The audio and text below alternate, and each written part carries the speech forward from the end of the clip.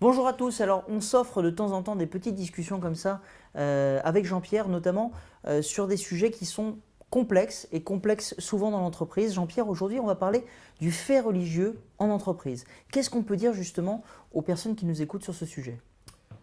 Alors on peut dire déjà que c'est un sujet qui était tabou il y a encore 2 ans Oui, et qui malheureusement est de plus en plus présent dans l'entreprise.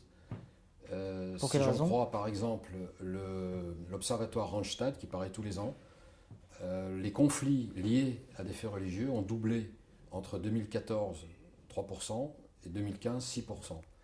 Et deuxième information, le quart des managers ont été confrontés un jour ou l'autre à un sujet de fait religieux, par exemple port ostentatoire de vêtements ou demande de congé pour des fêtes religieuses. Ah oui, ça commence vraiment à grimper. Et alors qu'est-ce qu'on fait quand on est manager comme ça? Est-ce que tu as peut-être un exemple concret toi aussi dans ta vie de dirigeant et de Alors DRH? c'est un vieux sujet finalement, puisque lorsque j'étais chez Renault il y a une quarantaine d'années maintenant, on a eu quelques cas à traiter, comme par exemple l'absentéisme du vendredi pour la prière, ou D'accord. des demandes de décaler les pauses du soir, d'équipe du soir pour pouvoir manger dès la fin du coucher du soleil. Et on les traitait de façon tout à fait harmonieuse avec l'ensemble de la collectivité d'un atelier, et ça posait vraiment aucune difficulté. Aujourd'hui, c'est de plus en plus fréquent. On ne sait pas dire si c'est vraiment lié à une recrudescence de la religion, Ouais, probablement. Un certain nombre de personnes disent par exemple que la religion musulmane est devenue une religion de jeunes, alors que la religion catholique est devenue une religion de vieux. d'accord. Bon, il y a probablement du vrai là-dedans. Hmm. En tout cas, il est certain, par ce chiffre du quart des managers qui ont été confrontés au problème, que ce sujet est dans l'entreprise aujourd'hui. Donc aujourd'hui, qu'est-ce qu'on peut dire à un manager qui serait confronté à ça, surtout un manager de proximité, parce que c'est souvent eux qui sont C'est confrontés à ça. exactement, ce sont eux qui sont confrontés au sujet et la réponse n'est pas dans les livres, n'est pas même dans les informations ou les formations qu'ils ont eues auparavant pour Ok. devenir manager. Donc moi, ma recommandation, c'est du cas par cas pratiquement, avec du bon sens, du pragmatisme, des accommodements voilà, un peu harmonieux avec la collectivité du périmètre dans lequel ce fait est apparu. Et puis un certain nombre d'entreprises ont quand même pris le problème à bras-le-corps en rédigeant des guides Mais à c'est vrai. l'usage des managers, Oui.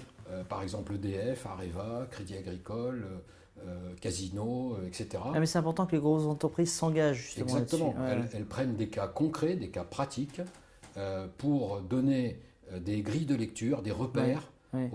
à leurs managers. Et donc ça, aujourd'hui, est-ce que comment tu vois l'évolution de ce sujet?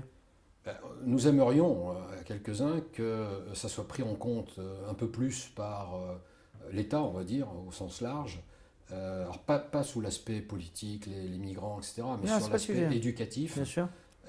Nous sommes un pays historiquement d'immigration, donc de différentes cultures, de différentes religions, et il y a à compenser l'ignorance qui entraîne parfois des Bien dégâts sûr. ou des contresens par simplement de l'information, de la communication, entre autres sur les religions et dès l'école. Euh, Moi, j'essaye de le faire dans des écoles, des universités ou dans les entreprises, sous la forme du management interculturel ou préparation de mobilité internationale, mais il faut le faire beaucoup plus tôt dans les écoles, parce que aussi elles sont confrontées à ce sujet. Et donc, il y a tout à fait matière voilà, à expliquer, à dialoguer, à échanger sur Sur le sujet. des pratiques culturelles différentes d'un pays à l'autre. Très bien. Ben, écoutez, voilà, c'était une petite discussion que nous avions avec Jean-Pierre justement sur les faits religieux en entreprise. Est-ce qu'il y a peut-être autre chose que tu voulais rajouter, Jean-Pierre, ou est-ce qu'on a rapidement Non, tout pas évoqué? non, aucun. Plus de questions, on interroge Jean-Pierre sur l'adresse qui s'affiche actuellement sur votre écran. Merci Jean-Pierre. De rien, merci Damien.